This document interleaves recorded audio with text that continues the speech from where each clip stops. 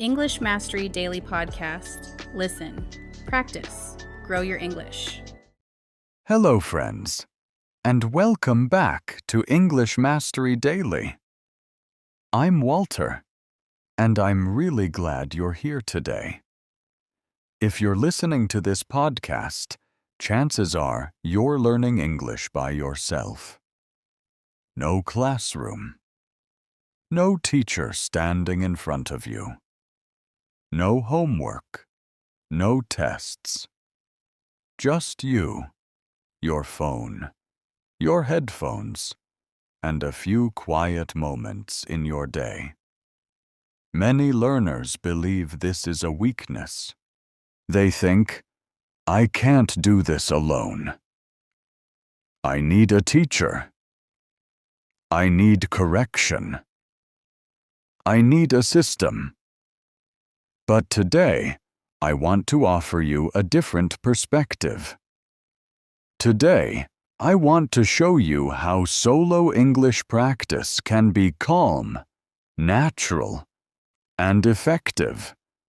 Not in a classroom, not in long study sessions, but inside real life.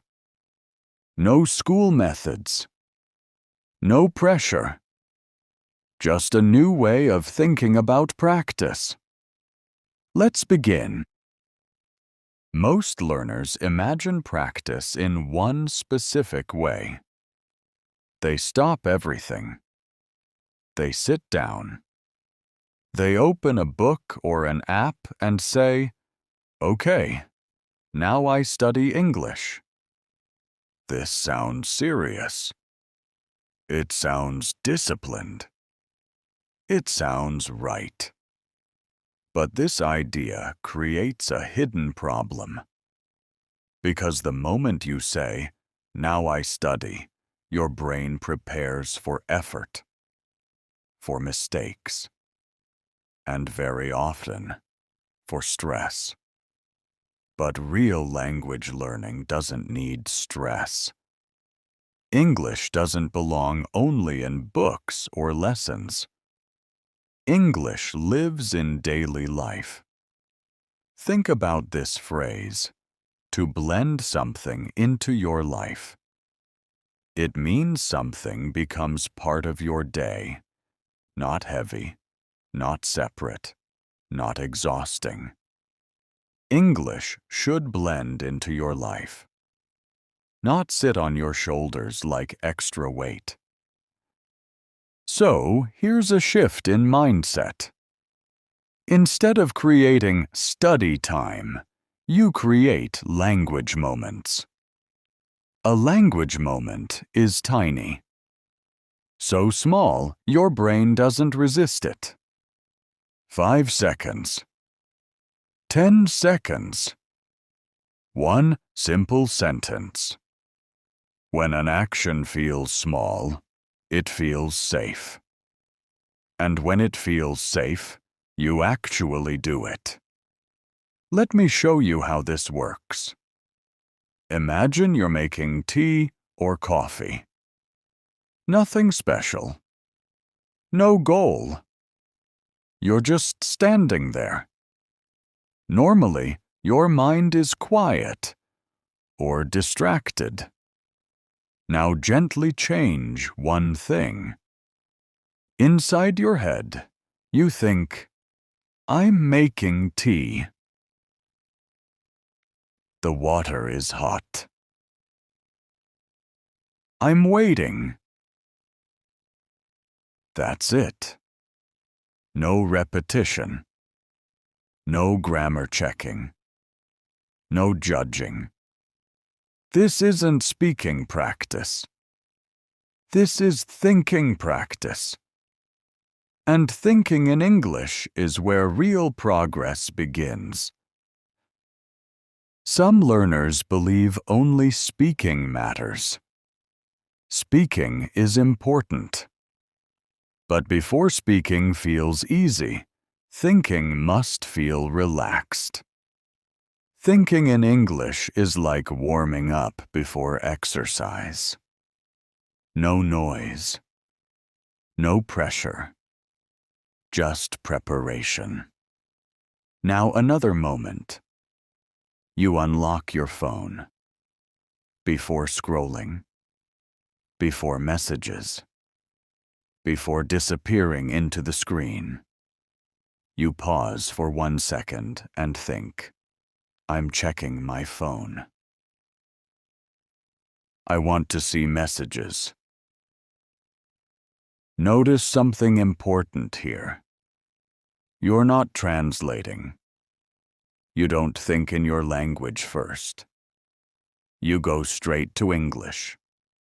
This removes the middle step. And when translation disappears, speed and naturalness appear. You also don't correct yourself, because correction breaks flow. There's an English expression, to get in your own way. When you correct every sentence, you stop yourself. Language moments aren't about accuracy. They're about connection, linking English to what's happening now. And the brain loves meaning. Many learners say, I'll practice when I have time. But time doesn't suddenly arrive. Perfect time is like a perfect day. Nice to imagine. Rare in real life. Language moments fix this problem. You stop waiting. Because moments appear naturally when you walk, when you wash your hands, when you sit down, when you feel tired. This is how children learn language. They don't study rules. They connect sounds to experience. And your brain still knows how to do this. The issue isn't age or ability, it's method. When you allow relaxed language moments, the brain opens.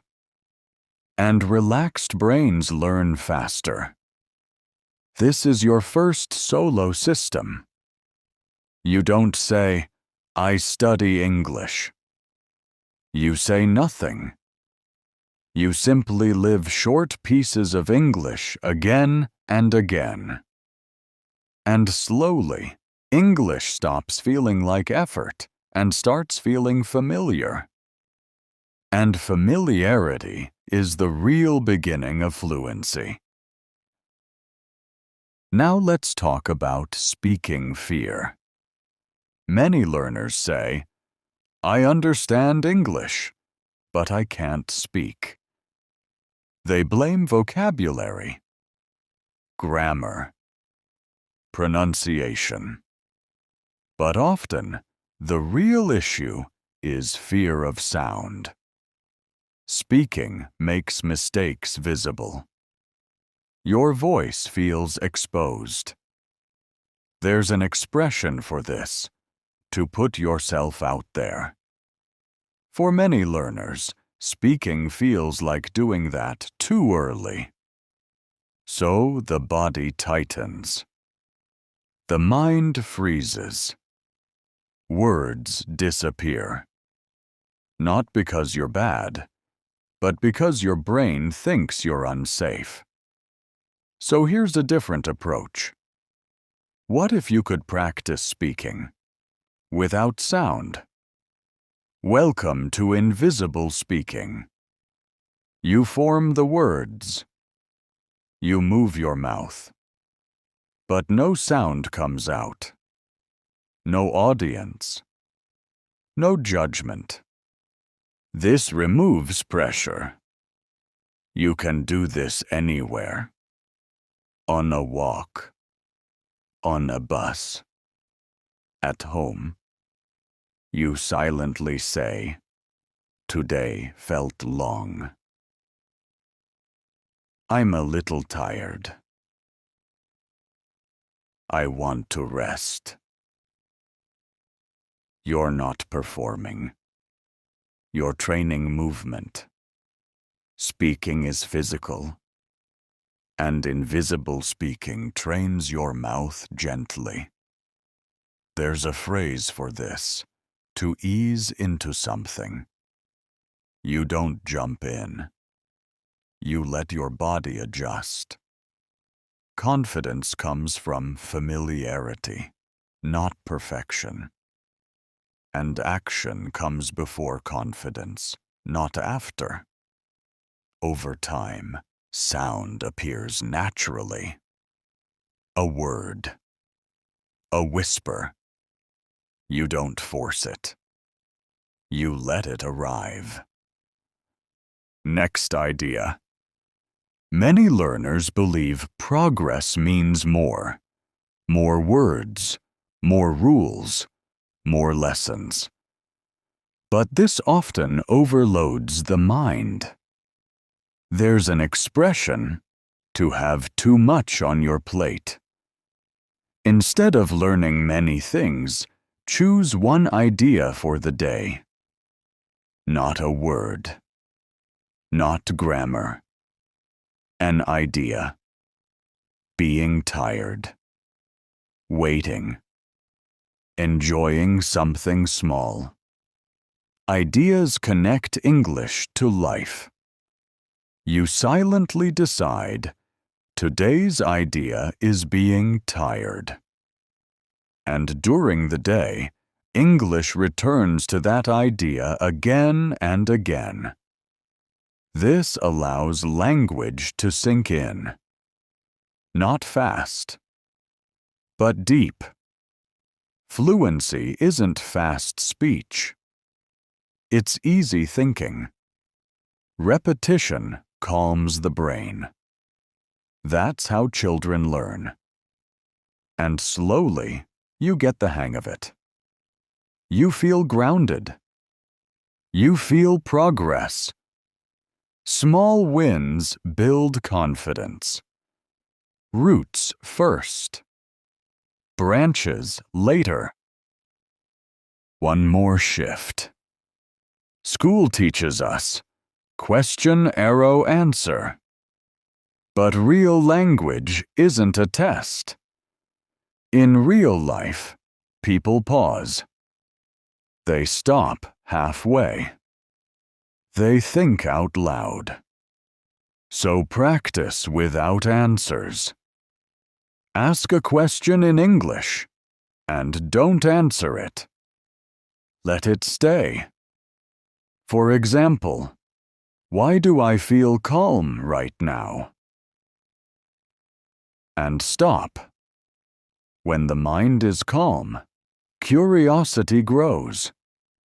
And curiosity accelerates learning. Finally, think about the future.